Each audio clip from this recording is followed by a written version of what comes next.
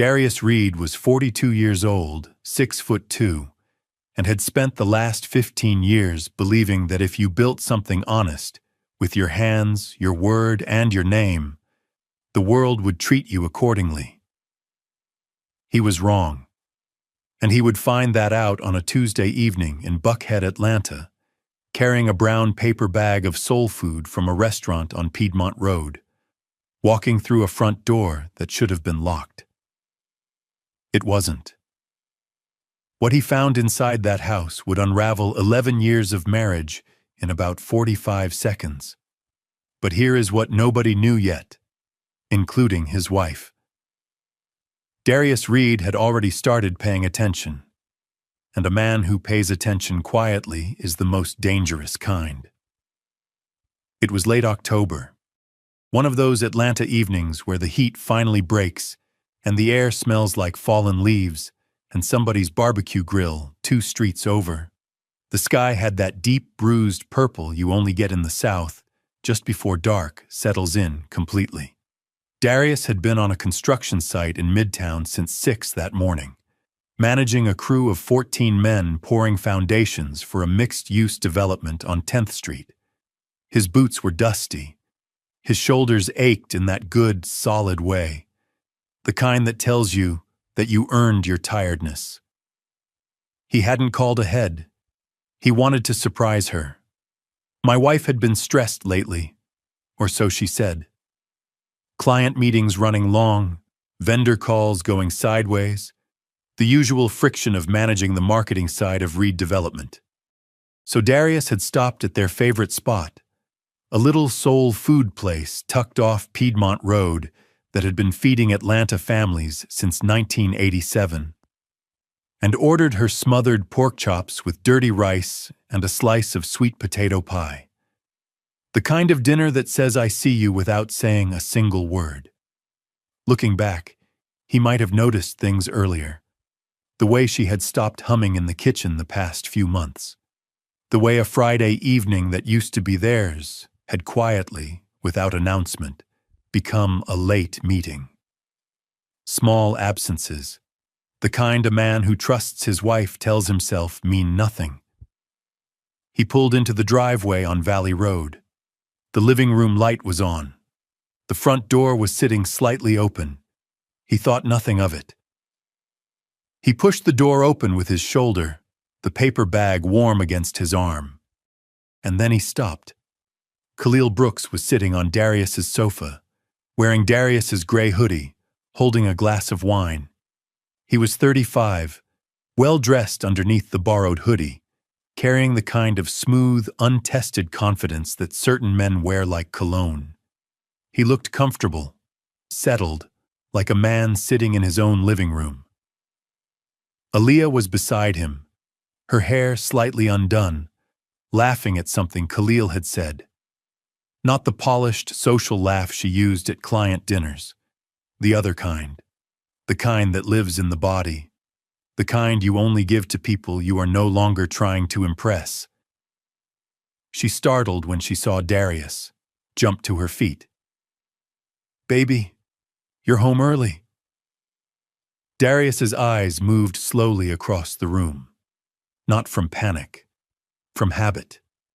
The same habit he used on every construction site. Reading what is level, what is off, what is quietly failing beneath the surface. And then he saw it. On the collar of his gray hoodie, the one currently on Khalil Brooks's back, was a deep red lipstick stain. He recognized that shade immediately. My wife only wore that particular red when she was meeting important clients. She called it her closing day color. On the coffee table sat 2 glasses of wine. One of them was engraved, his name and Aaliyah's, their 5th anniversary date. A gift from his mother. That glass was not for guests. Psychologists call this the sunk cost fallacy. The deeper we invest in something, the harder it becomes to face the truth about it, even when the evidence is standing right in front of us. People in long-term relationships often see the signs of betrayal months before they are willing to name them. The mind delays the reckoning just long enough for the heart to brace for what is coming. Darius stood in the doorway for a long moment. "Got home early today," he said. Low, quiet, not a question. Aaliyah launched into an explanation. Khalil was a strategic consultant. They had been reviewing a contract proposal. It had run late. She had grabbed the first glass she could find. Khalil did not move, did not stand, did not offer so much as an embarrassed smile. He sat on Darius's couch, in Darius's hoodie, with my wife's lipstick on his collar, and he smiled. Darius set the bag of food down on the table, gently. The way you set something down when you are afraid of what your hands might do if they are empty. His eyes moved once more to the anniversary glass. Then he turned, walked through the front door, and sat down on the porch steps without another word. He didn't ask. Because if he asked, he might get an answer he was not ready to hear. And Darius Reed was a man who did not move until he was ready. A few minutes later, he was sitting in his truck on the street, both hands on the steering wheel, engine off. The soul food was still inside. The sweet potato pie was still warm. He didn't eat it that night. He sat in that truck for a long time, watching the light in his living room window, listening to Atlanta settle into evening all around him. And somewhere, deep in the quiet of that man's chest, something that had been trusting and open and soft began, slowly, deliberately, to close. But what Darius didn't know yet was that the lipstick stain on a borrowed hoodie was the smallest thing wrong in that house. Stay with us. If you were Darius, sitting alone in that truck that night, would you have walked back in or driven away for good? Drop stay or leave in the comments right now. I need to know which side you're on. Some men blow up the moment they feel disrespected. They yell, they accuse, they say things in the driveway at midnight that the whole neighborhood remembers for years. Darius Reed was not that kind of man. He was the kind who goes quiet, not because he is weak, but because he is thinking. And a thinking man is almost always more dangerous than a yelling one. So he went back inside that night, ate alone, and said nothing. Over the next several weeks, he watched. Aaliyah began spending more time away from home under the cover of work. Reed Development was managing its largest contract to date, a mixed-use residential project in Atlanta's Virginia Highland neighborhood, valued at just under $4 million. It was the kind of contract that changes a company's trajectory, the kind that demands full attention from everyone involved. It was also, Darius would come to understand, the kind of contract that makes certain people start doing very different math. He noticed the small things first. Aaliyah's phone going face down whenever he walked into a room. The tablet she once left open on the kitchen counter now locked and carried to the bedroom each night. The way she returned home with explanations already prepared for questions he had not yet asked. He waited, and he said nothing, but he was cataloging everything. He made 3 calls to subcontractors that evening. He made a 4th call the following morning, to a legal consultant named Zuri Hale, a woman his former business attorney had recommended. She specialized in corporate asset protection. He asked her to quietly begin reviewing Reed Development's operating contracts and signatory documents. He did not tell her why. She did not ask. Then one afternoon, while Aaliyah was at a client lunch in Midtown, she left her tablet on the coffee table, unlocked. She had been in a hurry. Darius was not snooping. The screen was already open when he sat down, and the name at the top of the message thread was Khalil Brooks. He read. The messages stretched back 11 months. Not 3 weeks. Not a month. 11 months, beginning almost exactly when Reed Development had signed the Virginia Highland contract. The early messages were calibrated flattery, the kind that feels spontaneous but reads, in hindsight, like a rehearsed script. Then they grew more specific, more operational. One message from Khalil, dated 4 months prior, read, "Did you do what I told you? Don't let him see the original agreement." Darius read that sentence twice. Then he powered the tablet off, set it back exactly where he had found it, walked to his truck, and drove to Piedmont Park. He sat on a bench near the lake until the light changed. He began to wonder whether it wasn't just love being taken from him. Maybe something much larger was being stolen. Psychology note: love bombing and strategic seduction. Researchers call it love bombing, orchestrated flattery and manufactured intimacy used not out of genuine feeling, but as a method of access and control. Khalil entered Aaliyah's life at exactly the right moment, when she felt newly empowered by the Virginia Highland contract. He wasn't falling for her. He was mapping her, learning what she needed to hear, and feeding it back to her until she trusted him completely and signed everything he needed her to sign. 3 weeks later, Reed Development held a contract celebration at the St. Regis Atlanta on Peachtree Street. Darius wore a charcoal suit. Khalil arrived 40 minutes late and moved through the room with the ease of a man who believed the night already belonged to him. Darius watched from across the room, a glass of sparkling water in hand. Aaliyah moved toward him, champagne flute raised, her smile bright and social. "Baby, you need to relax tonight. Have a real drink. Celebrate with everybody." "I'm good," Darius said. She pressed, her voice carrying just enough for the nearby table to hear. "He always worries too much about his health. Tonight he needs to have fun. Go have a drink with Khalil, loosen up a little." A few guests laughed politely. Darius smiled. It did not reach his eyes. He excused himself and stepped out onto the balcony. Marcus found him there a few minutes later. Darius's longtime foreman was a big-shouldered man from Decatur who had worked alongside him since the days when Reed Development was nothing more than a truck, a toolbox, and a handshake. He did not seek Darius out at parties unless something was wrong. He leaned close and kept his voice low. "Mr. Reed, I wasn't sure when to bring this up, but Khalil came by the site last week asking for the technical drawings for Buckhead Phase 2. Told me Mrs. Aaliyah sent him." He paused. "She's never once mentioned anything like that to me." "You give them to him?" "No, sir. Something didn't sit right."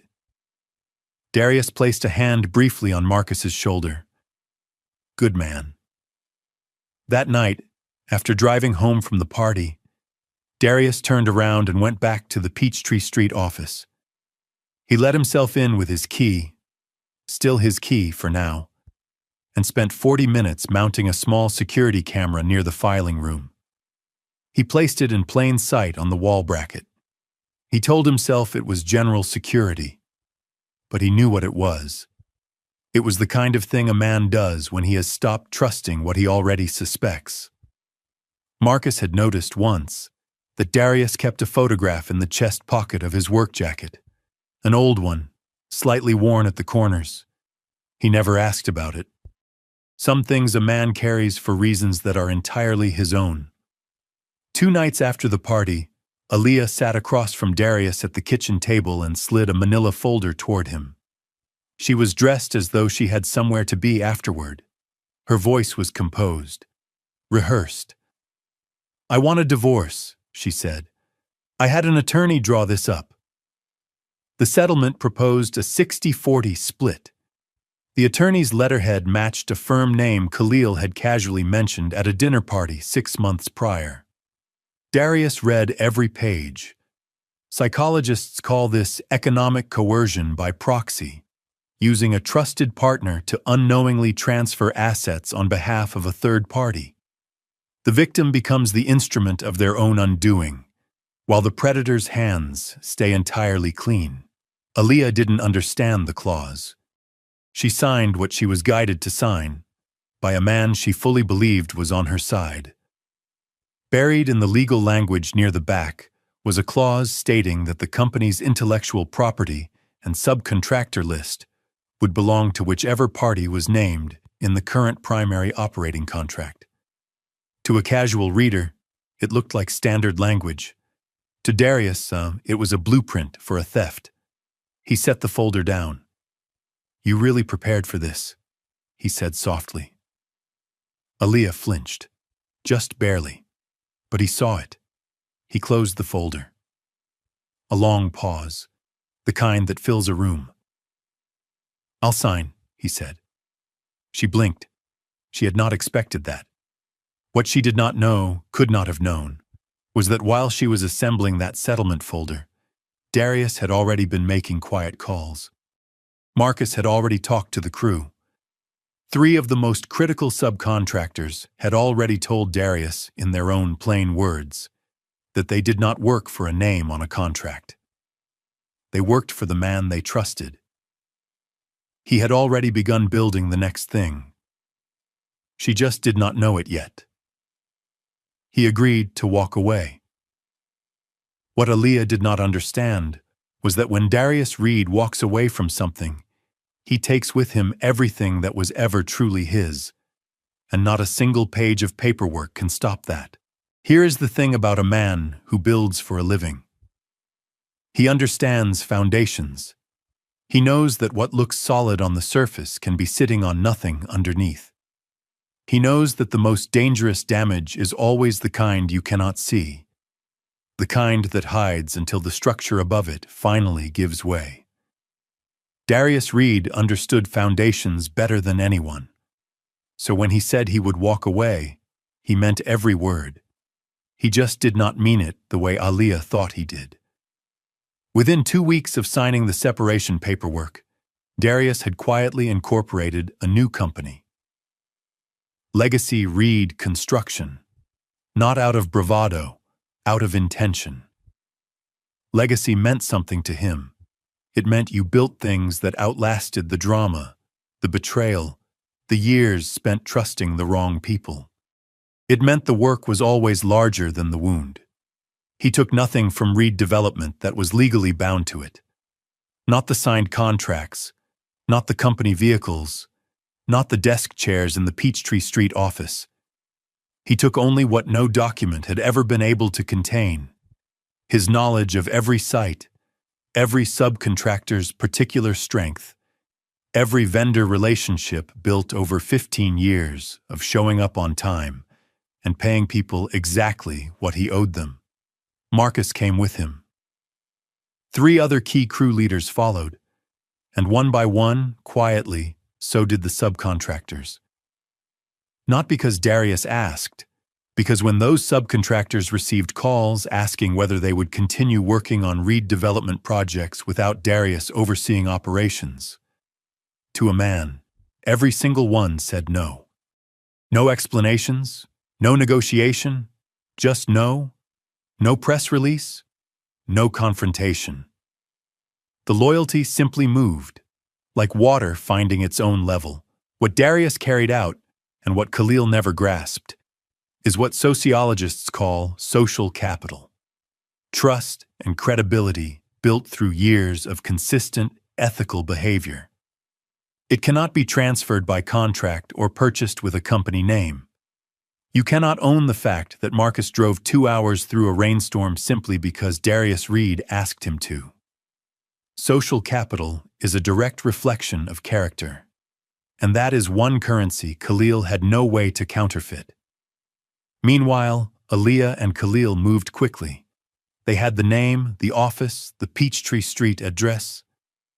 They signed a major new contract with a Buckhead real estate developer for a high-end condominium project. On paper, it looked like momentum. Khalil worked fast behind the scenes. He began altering internal project files, methodically, carefully, inserting fabricated performance notes, questioning Darius's past decision-making, and positioning himself as the real operational force behind Reed Development's success. He was thorough. He was confident. He forgot about the camera. The one Darius had mounted on the wall near the filing room the night after Marcus pulled him aside on the St. Regis balcony, placed in plain sight, recording everything. The meeting was scheduled as a project review with 4 development partners who had invested significantly in the new Buckhead contract. They arrived at the Midtown Atlanta office at 10 in the morning. Aaliyah sat at the head of the conference table. Khalil sat beside her, both sharp, both ready. The conference room door opened. Darius Reed walked in. Clean white dress shirt, sleeves slightly rolled, a laptop under his arm. He nodded to the development partners. He knew 3 of them personally, had worked alongside 2 of them for years. He set the laptop on the table without a word to either Aaliyah or Khalil. Aaliyah rose from her chair so fast it scraped the floor. "What are you doing here? You have no right." "I'm not here for you," Darius said. His voice was almost gentle. "I'm here for them." He nodded toward the partners, then opened the laptop and turned the screen toward the room. "Before anyone in this room signs anything further with this company," he said, "I think you should see this first." He pressed play. The footage was clean. Clear picture, clear audio. It showed Khalil in the filing room late at night, pulling documents, photographing contract pages with his phone. On a separate date, Khalil seated at Aaliyah's own desk, entering figures into the accounting software while she stood in the doorway watching, not questioning, not stopping him. The room went very still. Khalil moved first. He was halfway around the table, one hand reaching for the laptop, when one of the development partners, a veteran Atlanta builder named Gerald, pressed his palm flat on the table. "Don't," Gerald said. Khalil stopped. Aaliyah stood with both hands braced against the table's edge. Her eyes were fixed on the screen. What crossed her face in that moment was not anger. It was something slower, heavier. The expression of a person watching something collapse and being unable to move a single step to stop it. For months, Aaliyah's mind had protected her from a collision between 2 beliefs she could not hold simultaneously. Khalil loves me, and Khalil is using me. The mind will work extraordinarily hard to defend a belief it has built an identity around, rationalizing small warnings, dismissing inconsistencies. But there is always a threshold. For Aaliyah, that threshold arrived on a laptop screen in a Midtown conference room. Once you cross it, there is no going back to who you were before you knew. The footage ended. Then, from near the back of the conference room, a woman stepped quietly forward. Calm, well-dressed, carrying a small USB drive, she walked it directly to Darius and placed it in his hand, without addressing anyone else in the room. Zuri Hale. The same legal consultant Darius had called the morning after he read the messages on Aaliyah's tablet. She had been quietly working this case for weeks, and she had found something Darius himself had not known to look for. Darius plugged the drive in and opened a second audio file. Khalil's voice filled the room. The fish took the bait. Once she signs 2 more documents, we move the money into a Delaware account.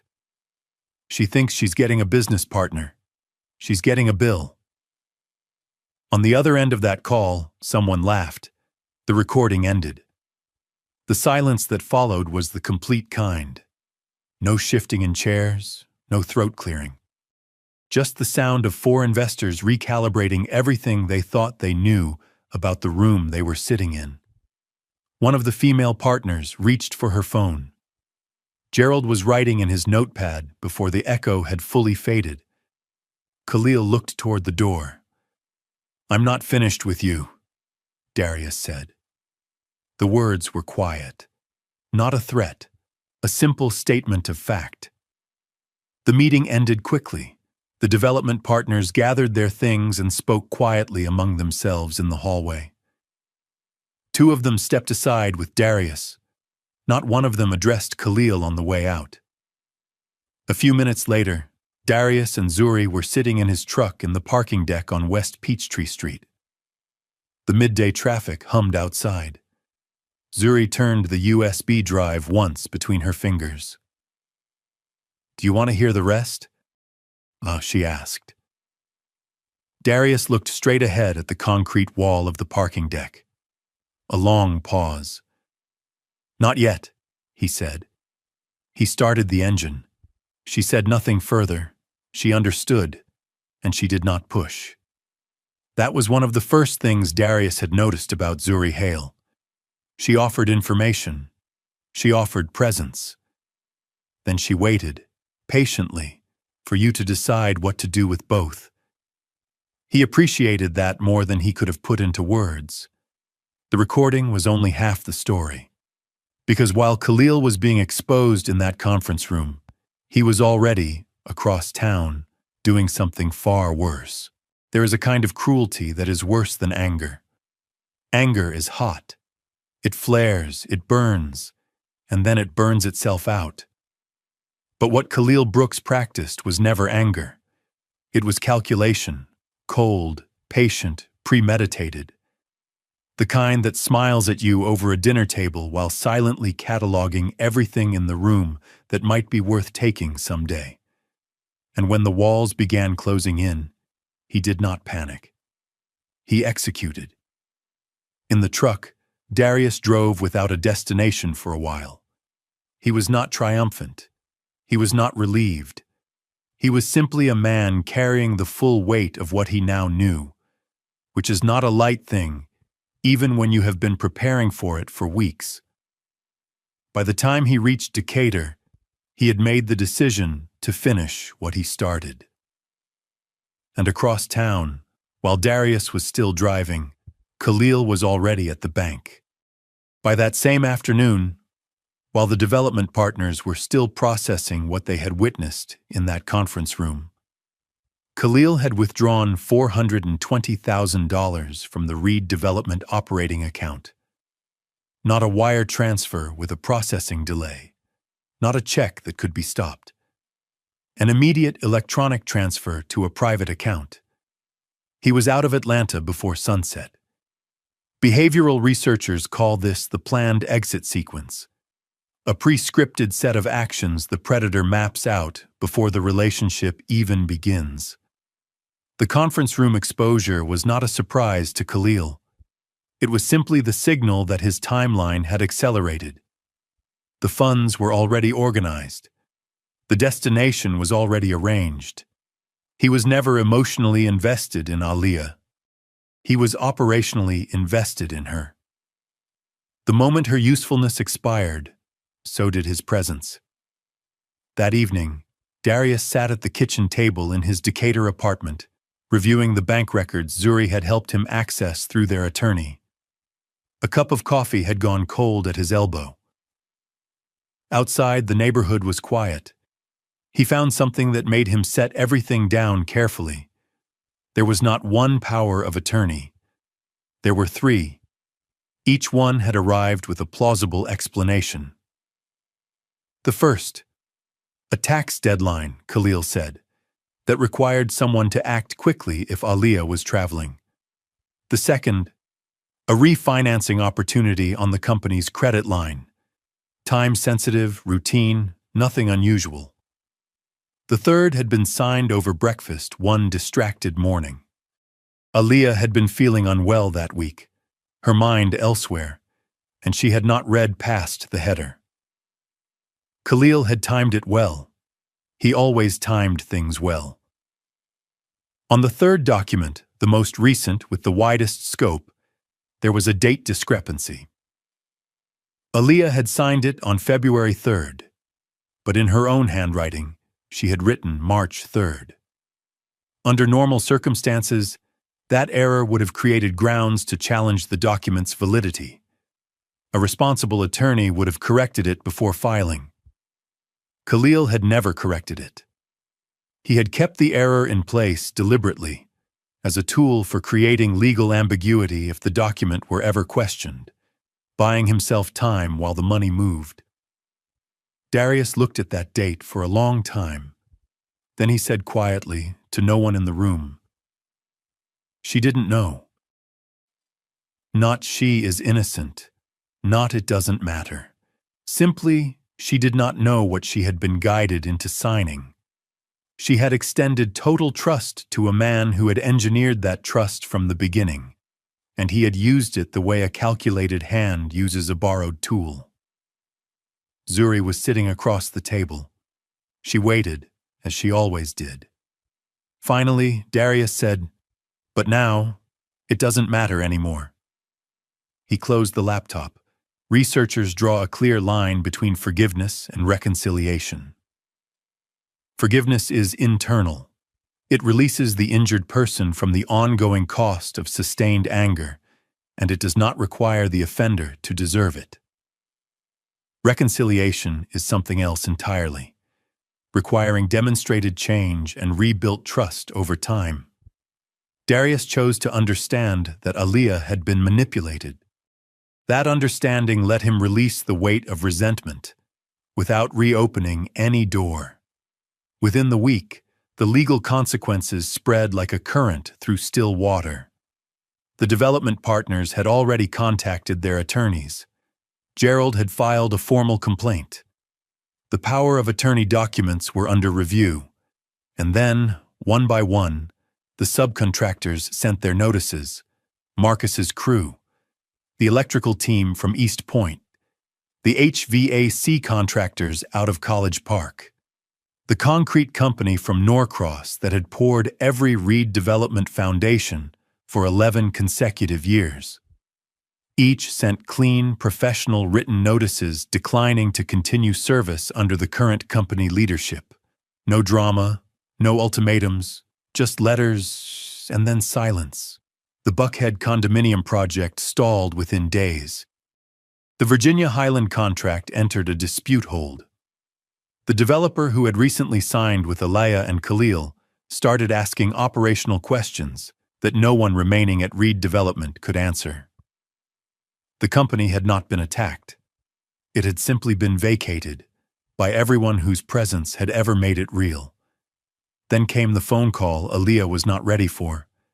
She discovered she was pregnant. In the worst possible convergence of her life. The company fracturing, her accounts frozen, her professional reputation in Atlanta's development community quietly and permanently altered. She called Khalil Brooks. He answered. She told him. He said flatly, "That is not my problem." Then he ended the call. She called back. No answer. Again. Voicemail. She texted. Silence. A mutual contact told her carefully that Khalil had left Atlanta, that he had been seen in Dallas, that he was not coming back. He had taken the money, left the woman, and moved on to the next arrangement. The way he had always done. The way he would always do. Aaliyah had not been a love story to him. She had been a transaction, and the transaction was complete. She drove to Darius's new Buckhead construction site on a Thursday morning. It was raining, not a storm, just that soft, steady Atlanta rain that makes the whole city look like it has been washed gray and quiet. She parked across the street and watched through the windshield. Darius was near the site entrance in a hard hat, talking with Marcus, one hand on a set of blueprints. He looked settled, not joyful, not performatively at peace, just settled, like a man who knows exactly where his feet are. She got out of the car. She crossed the street. When he saw her, his face did not change. He handed the blueprints to Marcus and stepped toward her. She told him everything. Khalil gone, the bank account, the pregnancy. She was crying before she finished. Not the measured tears she had sometimes used in arguments. These were the real kind, the kind that come from somewhere too deep to manage. When she finished, Darius was quiet. Then he reached into the chest pocket of his work jacket and pulled out a photograph.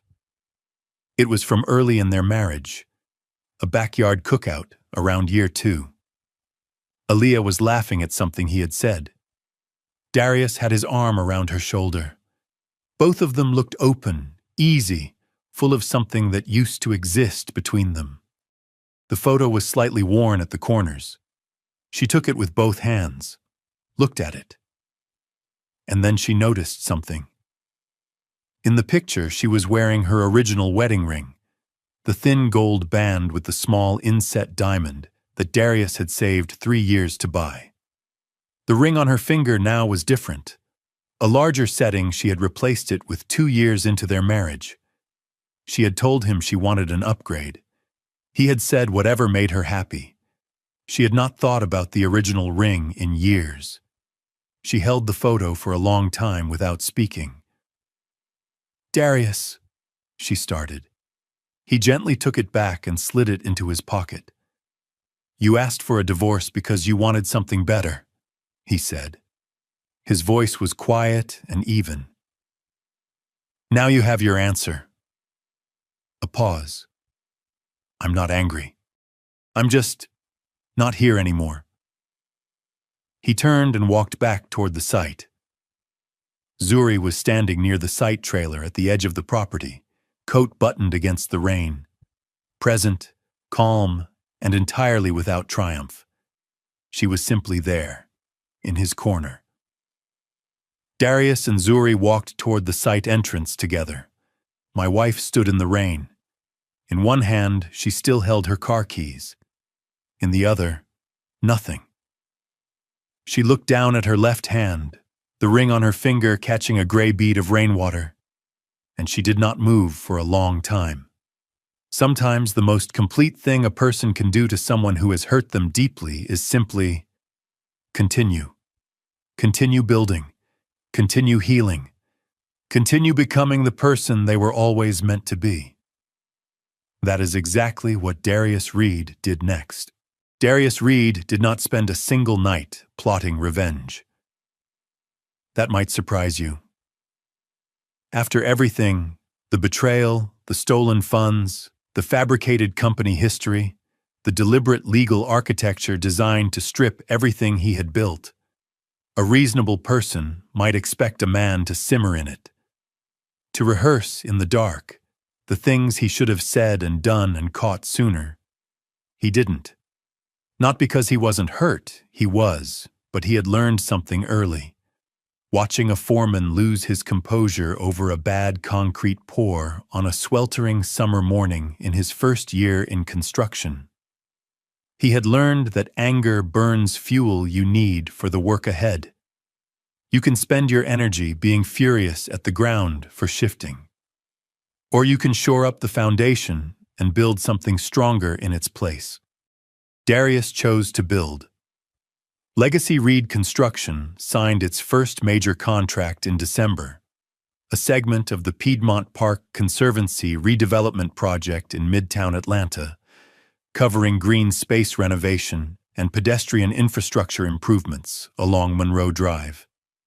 It was not the largest contract Darius had ever managed, but it was the one that felt most entirely his. Community-facing, permanent, the kind of work that changes how a neighborhood moves through itself for the next generation. Marcus ran the crew.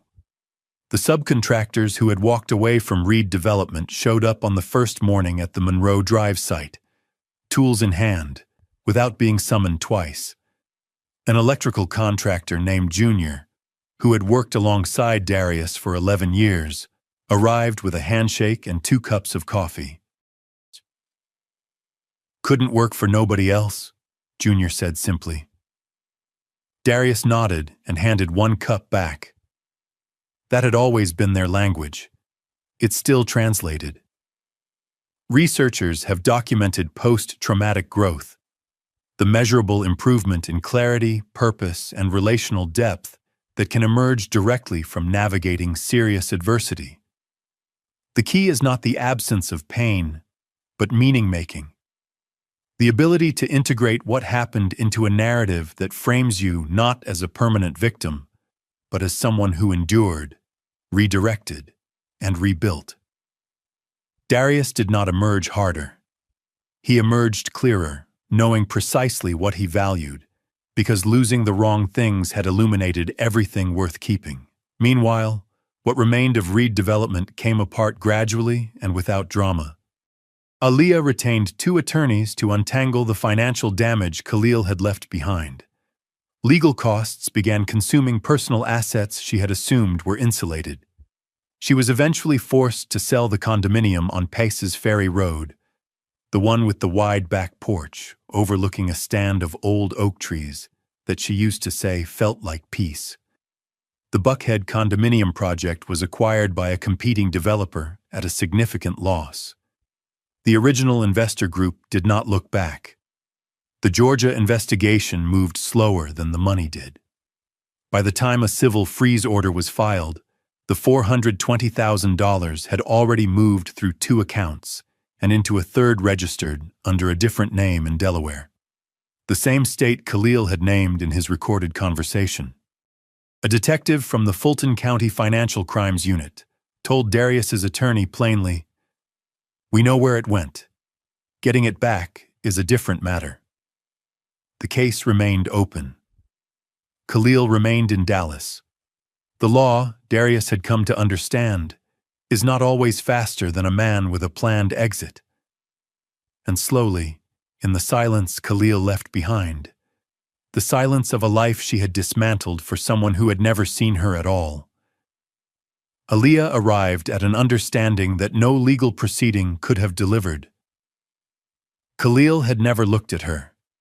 He had looked at the company, the contracts, the client network, and the leverage that came with being close to the right woman at the right moment. She had been a door he needed open. Once he was through it, the door itself meant nothing. She had traded a man who carried dinner home in a brown paper bag on a Tuesday because he noticed she was tired, for a man who had never once, across 11 months of careful attention, actually seen her. That understanding did not arrive all at once. It came in installments, the way hard truths always do. A little at a time, until one morning it was simply there, fully formed and immovable. Darius and Zuri did not rush. That was important to both of them, and they said so early, in the careful, honest way that people who have carried real pain tend to talk. With pauses, with room for the other person to say the true thing. Zuri had been hurt in a previous marriage, and she had been hurt in ways that made her wary of speed. She valued peace the way some people value money, with a precise awareness of what it cost, how quickly it could disappear, and how much daily attention it required to maintain. Darius understood that without having to be told. In fact, it was one of the things about her that felt most right. They ate dinner together on weeknights. They attended a Sunday morning service at a church in Decatur.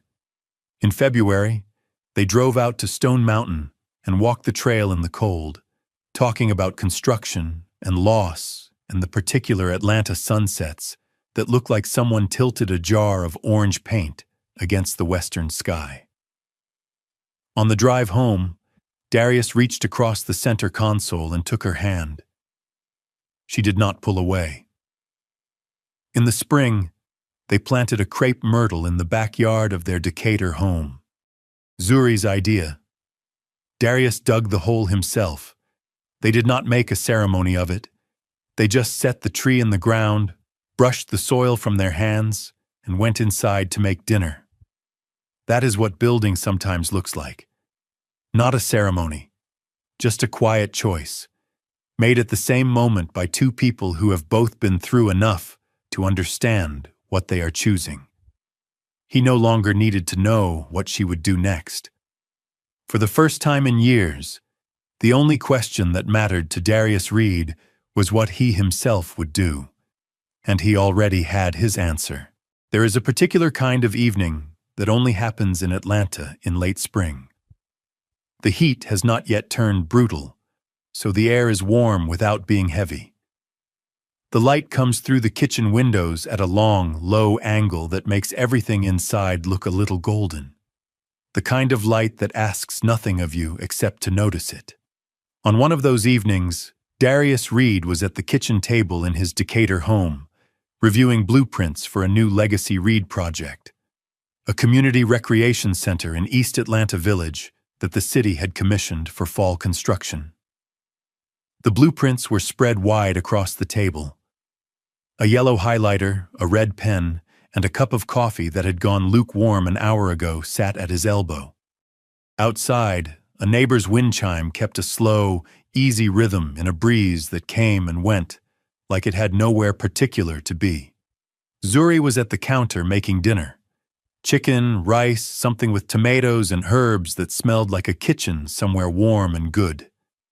She had a small radio on near the stove playing old soul, the kind with brass and unhurried rhythm, and she was singing under her breath, just barely audible. Just enough. Darius looked up from the blueprints and watched her for a long moment. He said nothing. There was nothing that needed to be said. This was peace, not the absence of difficulty. Difficulty would come again, it always did. But the presence of something steady, something that did not require him to diminish himself in order to maintain it.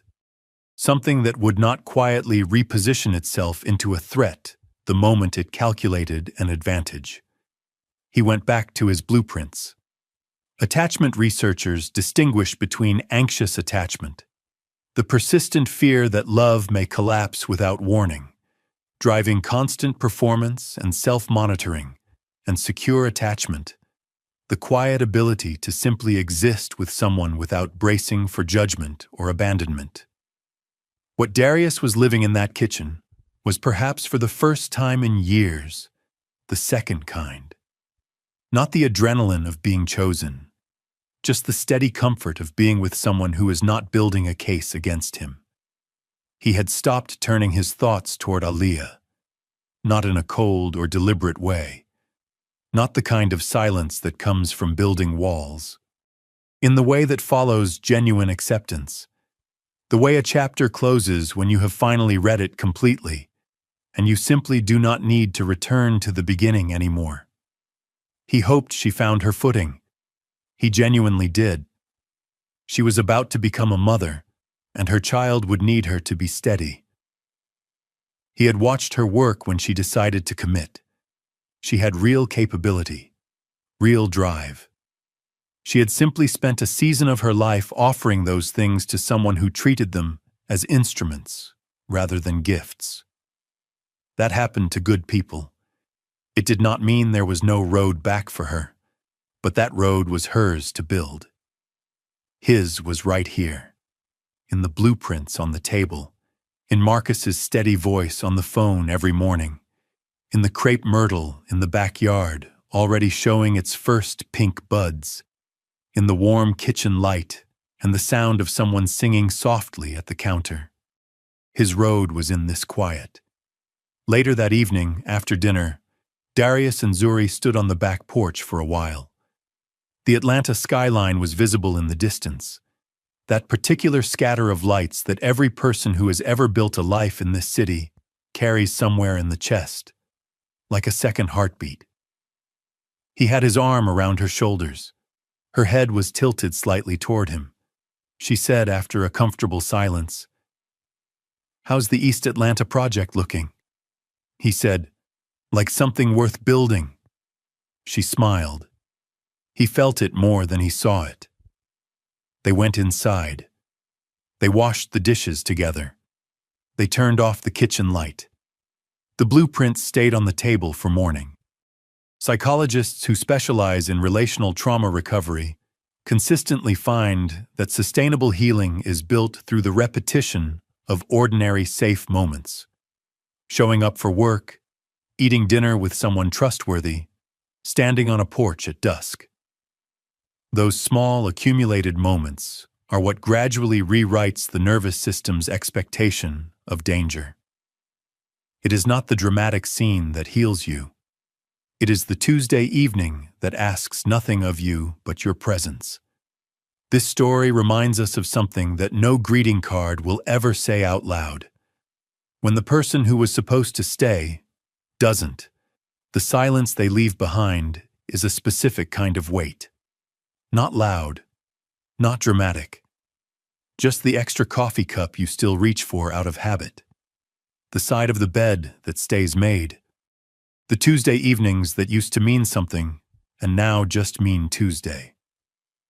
If that is where you are right now, here is what Darius Reed's story quietly asks of you. This week, find one thing you built with your own hands. A garden bed, a quilt folded on the cedar chest, a recipe written in your own handwriting on a stained index card, and tend to it. Not to heal, not to move on, just to remind your hands that they still know how to make something real. Next Sunday morning, call the one person who has known you the longest, not to talk about what happened, but to ask them what they had for breakfast. Let the conversation be small. Let it be ordinary. Ordinary is not nothing. For a lot of us at this point in life, ordinary is everything. And on the evening that feels the hardest, when the house is too quiet and the chair across the table sits empty, do not reach for the television. Instead, write down one true thing you are still proud of, not what you survived, what you built, what you gave, what you were when you were at your best. That piece of paper is your foundation. Start there.